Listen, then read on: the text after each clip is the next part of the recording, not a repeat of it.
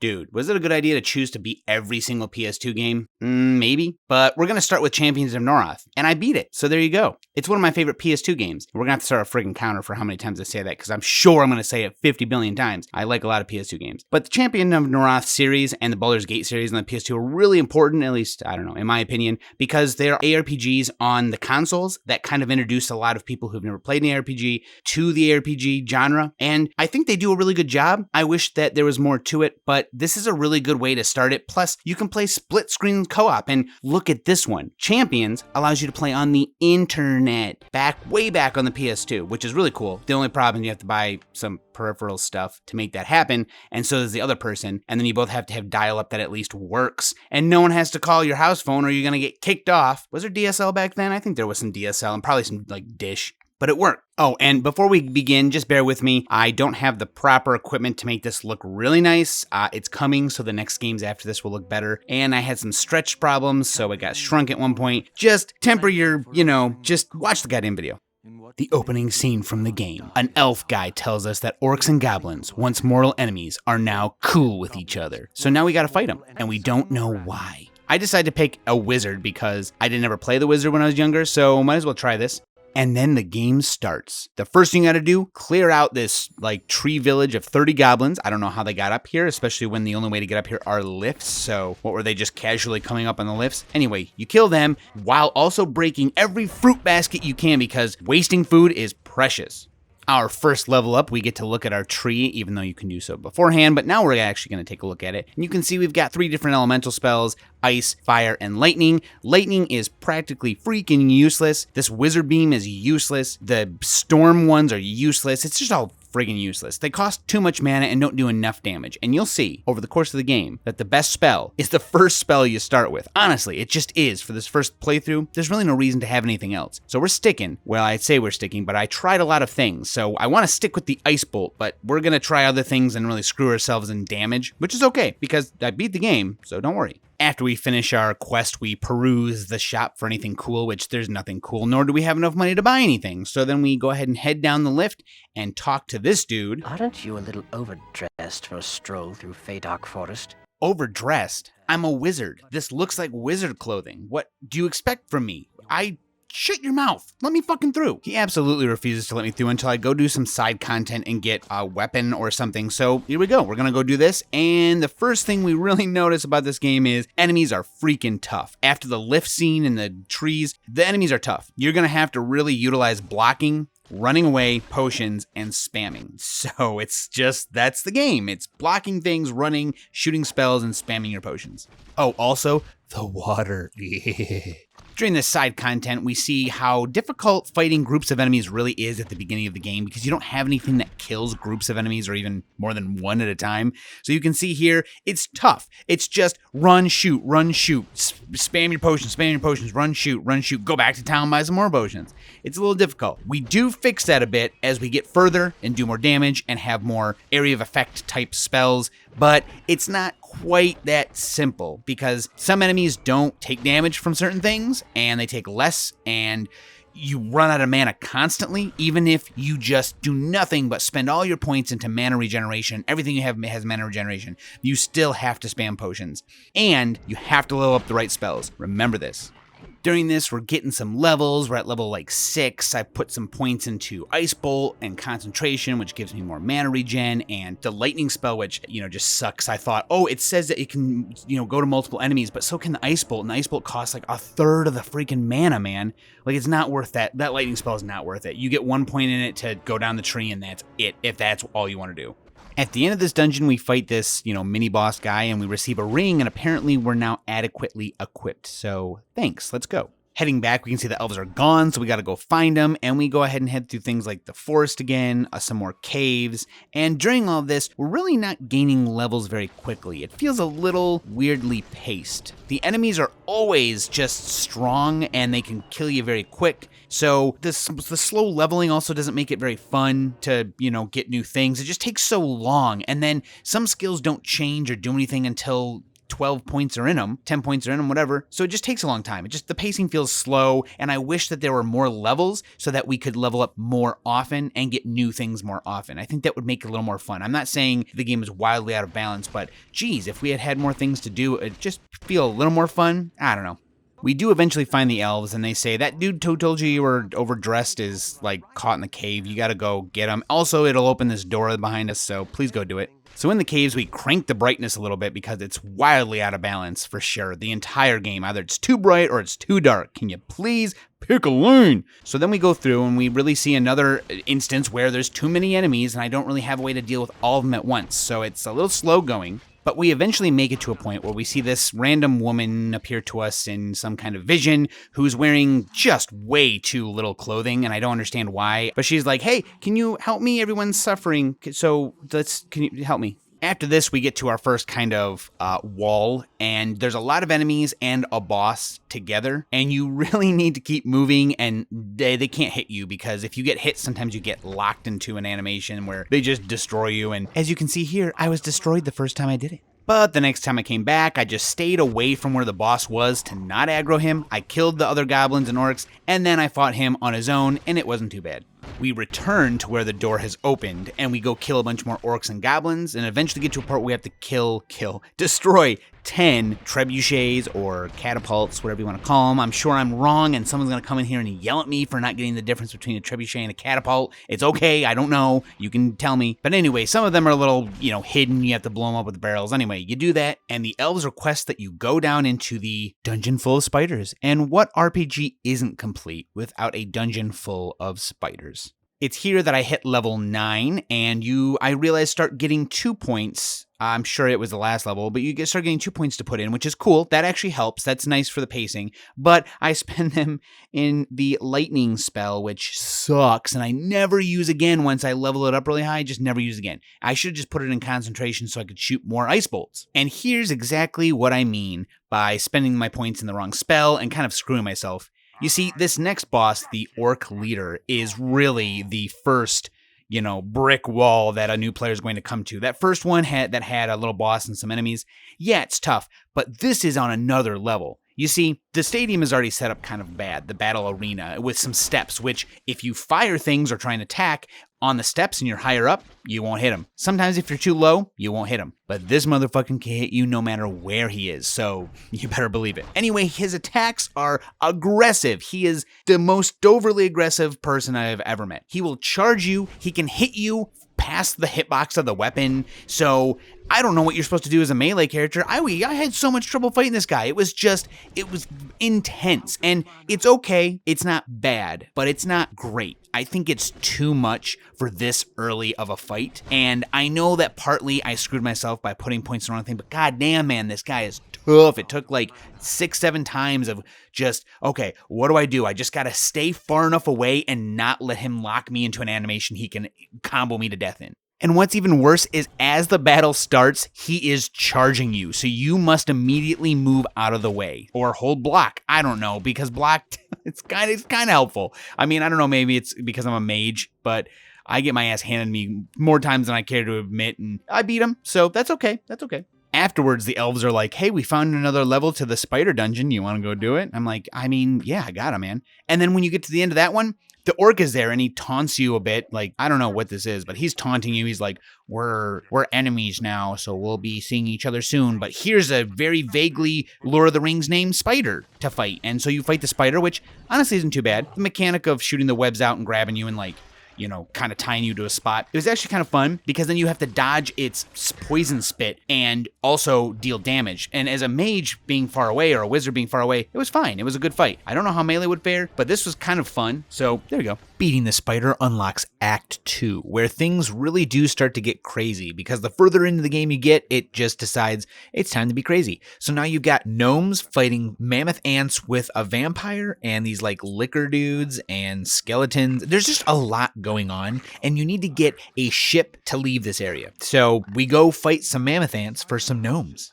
I remember this area because I remember I hated this part because the mammoth ants are in a small set of tunnels where not only is it hard to hit the mammoth ants, they're tough. They come in like these champion forms with flames or poison or some shit on them. And then they will not stop spawning from the little, tunnels in the walls for like 8 or 9 kills. So you just gotta stand there and kill. Okay, now you can move past. Otherwise you get ganged up on constantly. And if you're in an area where they're too close, like tunnels further down or too close to the tunnels you're closest to, they might all start spawning and you'll just get gangbanged. So you really need to stay still and fight these dudes. And again, here comes my, I wish I had put more points into Frostbolt 2020 hindsight. This almost feels like a friggin' carbon copy of the maggot layer from Diablo 2. After an excruciatingly long time, you get to fight the Ant Queen, which pretty much just takes every single one of those tunnels you fought before and respawns them into a room with an enormous Ant Queen that can kill you in like 2 hits, and they just gangbang you here too. So they got you out in the tunnels, now they got you in here. I'm not really sure how a melee character can handle this, but I handle it by having a big area of effect spell that I can block and then fire, and just barely make it past. Shortly thereafter, I reach level 11, and by this time I've collected every single piece of jewelry that gives me some mana regeneration, and now I think, oh, my mana regeneration problems are gone, and they are not. They never are. It's just sad, and I have 6 points in concentration, which is a decent, I don't even know how many points I have at the end of the game, but it still doesn't help. It's like, you have to have the full 20 points to unlock it for it to actually help, so... Anyway, the next area is actually pretty freaking cool. It's a room full of lava, and there's a couple different rooms, but the main thing is you get to drive a car. That's right, you get to drive a car in this game, and it's not that bad. It's just very short. I thought, oh yeah, I remember when I was younger, I felt like I drove that car everywhere. Well, it's because I didn't know where to go. But at this point, I don't know, I just knew where to go. I was like, oh yeah, I'm over here and go, oh, wait a minute. The car was there for all of 2 minutes.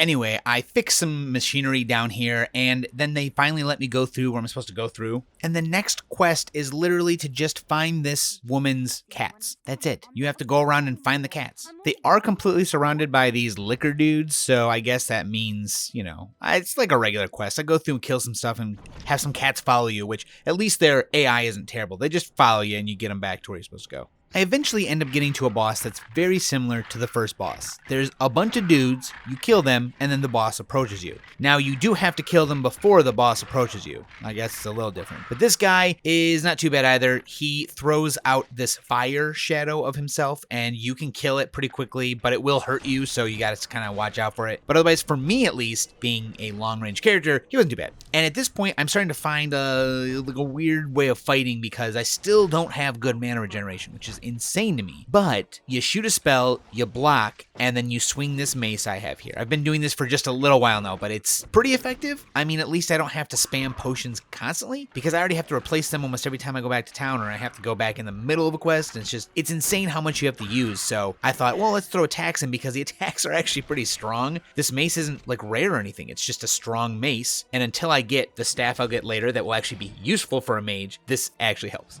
Okay, so our next part is the vampires, who are apparently effing around, and the main vampire, Vanarhost, is the strongest thing in the whole world, and I'm kind of confused as to why he's not the main villain, because apparently he can't die, and he's lived longer than anyone remembers, and will live longer than anyone remembers. I don't know. So we go and fight this guy because, he's effing around. But in the middle of it, we meet this woman who is also a vampire who wants to betray him, but she, I don't know, is just very comfortable wearing very little clothing. Okay. This woman then shows us that Vanarhost knows the orc guy who we've, whooped once already, and he's all pissed about it. So they're working together. And after the orc leaves, the vampire's like, I know someone's in here, and they're going to get their comeuppance, I guess, for, bothering me.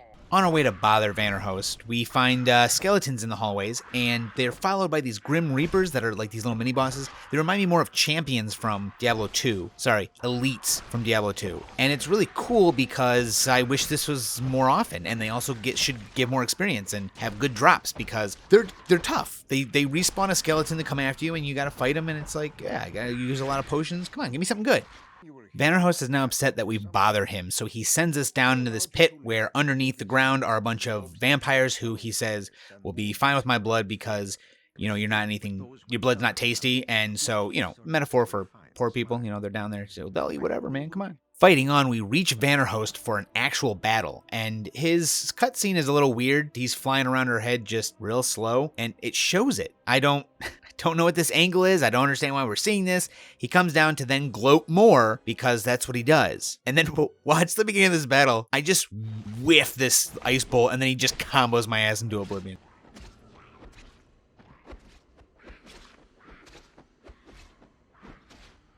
So the battle is essentially just a game of keep away and hit him from far away. I don't know how a melee character is going to do this, dude. I don't understand. And then his second phase, when his health gets to half, he's going to suck blood out of you, kind of just randomly come from the ceiling and blow his load on your face. And you have to block. And even if you do, he still hurts you and he still gets health. So at one point in the battle, I've been doing this for a little while and realized, oh, I'm still fighting him. It's been like 3 minutes and I have done no damage. So I think, I just gotta take some hits. I think I can deal more damage to him and heal through potions. So I stood there and just blasted his ass. And of course, like I said, he's immortal, so he doesn't die, or invincible, both. And then the, woman vampire stabs him in the back and says, he's just asleep, which, okay, yeah, we get it. He's just asleep, run. So we run and she's like, you gotta escape. And we meet the best character in the game, Babak Nerd. And he's our friend for a little while, but we've gotta get him out of a cage here. We end up escorting him to a boat, which he then takes us to an island, the Pit of Ill Omen, which, and we, of course, crash because, I don't know, there's like some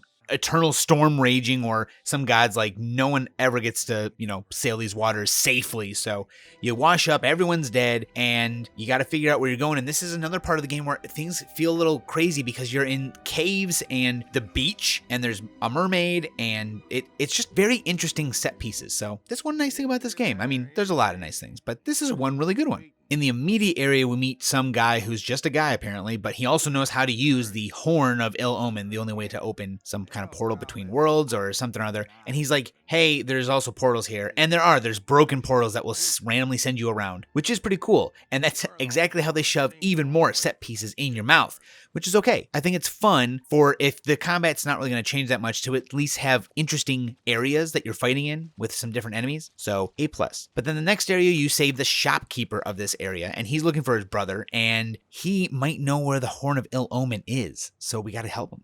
I still haven't really changed my strategy. I've just been using the ice bolts more, especially once I found out that they can, at certain levels, split and make extras. So it was way cheaper to use that spell, and it did a lot of damage, and it has the side effect of making enemies slow because it's ice. Yes, shock can do some other stuff, but ice makes people slow, which means you can get away from them, and I'm a squishy little dude. Next, we meet a mermaid. Of course, she has no top on, and then we find Babak Nerd. He's still alive. Yeah, man, out of everyone, well, you're the only person I know of that was on the ship, right? So anyway, we find Babak Nerd. He's like, you got to kill those guys out there. I'm not coming out. I'm actually not even locked in here.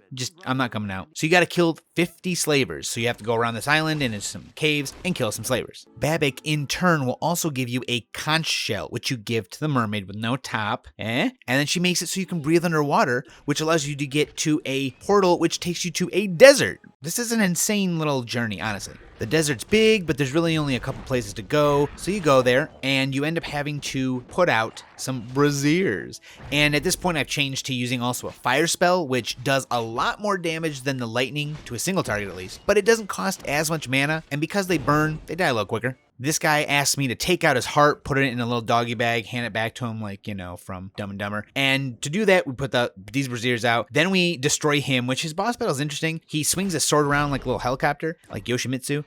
But he doesn't really do anything to me except for summoning a poison snake that comes after you and you can't stop it. But I mean, it doesn't do that much damage. So I take him out. This next portal takes us into the sky on this structure with some cloud giant dudes, and there's some regular people up there too. I'm not sure what they're doing, but you end up fighting a cloud giant who shoots lightning, and he really ends up being a pushover for me. I just keep strafing and shooting at him. I'm sure, again, a melee character was probably going to find this difficult. I don't know, but for me it was pretty easy. So next we find Laszlo, and he is very insane by pretty much any standards that anyone has. He's pretty, look at his face. His mouth is just constantly open. Laszlo does know where the horn is, so we go to an ice area, which, okay, yay, another set piece, and he has 5 pieces of a raft hidden around this area. First of all, covered in enemies, and they don't take damage from my ice bolt, so I have to use fire, which is okay. Like I said, it's strong for a little bit less mana than even the lightning spell. Not too bad. At this point in time, my leveling's going okay, I guess. My armor is pretty decent. I actually have a couple of different pieces of armor for a wizard only that gives me mana and intelligence bonuses, which both things I absolutely have to have. And they're called the Far Water Collection.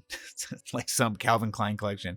And I also have these even higher defense pieces in my inventory that give mana and intelligence bonuses, but I can't wear them because I'm not allowed.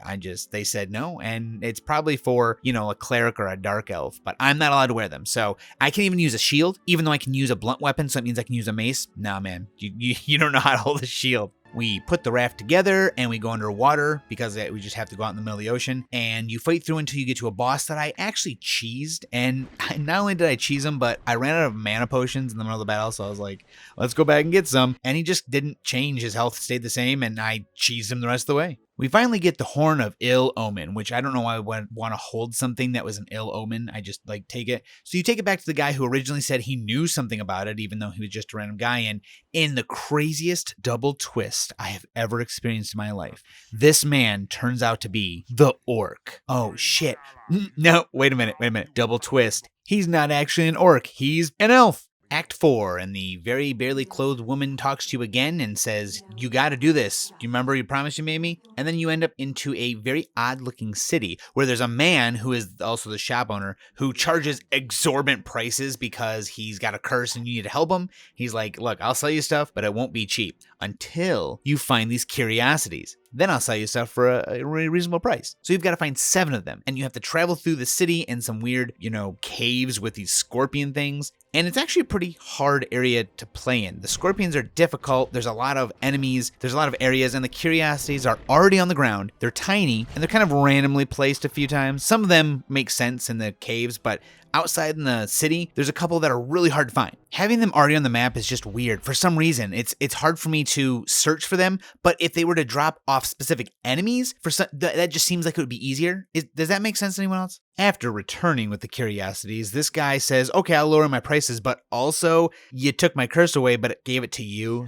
But you're pretty strong. You'll be fine. But here's some lower prices, which is super shitty of him to do, but whatever. And then after that, in the middle of town, the elf who blew the horn is running an arena, literally running an arena. There are people waiting for you to come in, and they're cheering, and then you fight some people, and then an arena beast. And he just talks to you about a bunch of stuff. It's really weird.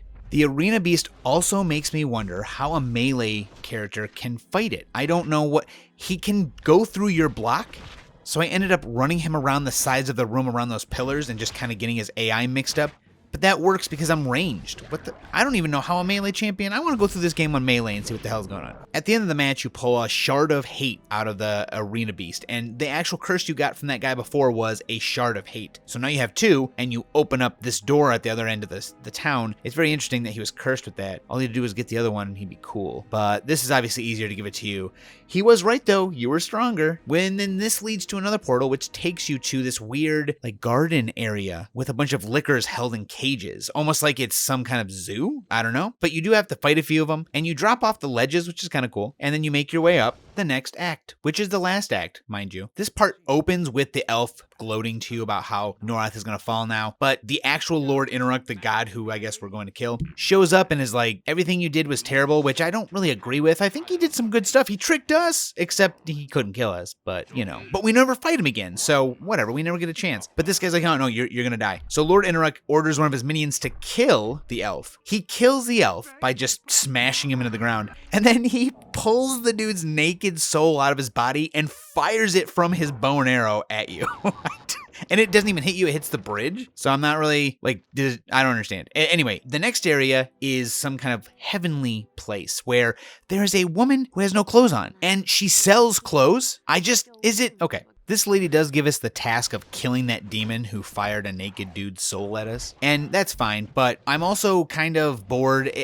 Sadly, there's not very many upgrades. I may be spoiled because of games like Diablo 2 that just has really interesting loot all the time. Diablo 3 gave you millions of loot. Torchlight did a pretty good job. So there's just this kind of disconnect. It just takes a while. I do end up getting a set of Farwater leggings, and that's great, but I never really get an armor increase. I mean, my armor just kind of goes down every time I equip a piece of gear that is wizard only because they only come in certain defense values. So you can't get another one that rolls higher or has different bonuses on it, I think. But there really aren't that many anyway. So most of the game I've only been using a few things. I even have a staff that's pretty good, and I've practically maxed out as much regeneration on my jewelry as I can, and my spells are the same. I'm using Ice Bolt and the Fire spell. I assume that as you go through the next difficulties, because there are actually 2 other difficulties, you do get some better stuff. I think the armor values and damage values and attack values go up, and you might be able to get these things again that's better. I'm not sure. And there are some things like 4 slots in a piece of armor, a piece of weapon, just a weapon. And you have the ability to put things into them, slot things into those that do give you some bonuses. And you can only put 1 bonus of a type in there. And so you got to spread it out a little bit. But it wasn't ever super helpful because I only got so many to use to put in those slots. And they were really never ones I needed. I mean, some resistances, sure, but never enough that it made a big difference. And really the ones I wanted were the intelligence and the mana regeneration bonuses. And I got 1. And it was cool, but I mean, it's been a little boring. I really like the game, don't worry, but it has been boring. We reached the dude with the bow and arrow, and he just spouts a bunch of like hateful and scary one-liners, and then he fights me, and I kick his ass because he's ranged, and I don't mind taking the hits because I can just keep firing off spells faster than he can, and I can freeze him a bit with my Ice Bolt. So I do that, and at the end, I hit level 19, and as you can see, my points are better spent now with more concentration and more Ice Bolt because it is a great spell. There are a few times where it doesn't work, like skeletons. You can't kill them with ice. I don't know why, but you can't. You can kill them with fire, you can kill them with lightning, I think, but ice, no. So you shoot them, and then you gotta melee them a couple times. And after this, we move on to an area with some like lava pits randomly strewn about, and you have to free some souls. And these souls are a little annoying because they can be killed by the enemies who are around you. You get 3 at the beginning of each area. You start with 3, you go into an area, you gotta complete the area to free the souls. How many ever souls reach there is the ones you take with you. So 1, 2, 3, or hell, 0, I suppose. And you got to free, I think, maybe like 7 or 8 total. I think I got 9. But the first area you start in, you get the souls right away. And then the next time you get them, you have to go into a specific room and then you get them. It wasn't really too hard, but again, I was ranged, so I could keep them away from the souls. And with the Ice Bolt focus, it worked pretty well. I was able to kill them and hit multiple enemies, and I got it only 3 times. It only took 3 times, or 4 times. 4 times to get all the souls I needed. But the AI of the souls is literally just follow you scared and huddled together when they're getting attacked. And they just stand there and get their ass beat. And then they die and you're like, fuck. After freeing the souls, you end up heading into a fight with Inaruk himself, but he is invincible. The only way to fight him is to break 5 seals around the stage and save the barely clothed woman, and then she says, hey,